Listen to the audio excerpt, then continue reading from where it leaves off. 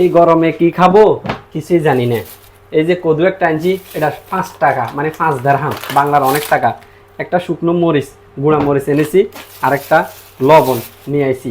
এই যে রান্নার সব কিছু রেডি করতেছি, পেঁয়াজ, টমেটো, মরিচ, আদা, ছোট্ট একটা মুরগি।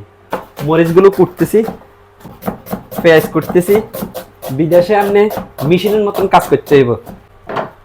এই যে প্লেটে নিয়ে নিছি, কদুটা পরিষ্কার করতেছি। কদু পরিষ্কার করা শেষ। এদিক দিয়ে ভাত টপ টপ টপ টপ করতেছে। সাইড ব্যাগরে আষ্টভাগ করে ফেললাম, সময় কম তাই একসাথে সবগুলা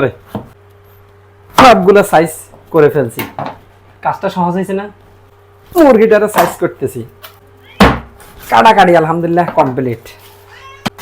ধোয়ার জন্য বাটিতে নিয়ে নিলাম। মুরগি ছোট্ট, লবণ, মরিচ, মিক্স মশলা, হলুদ, সব উপাদান দিয়ে মিক্স করে ফেলতেছি।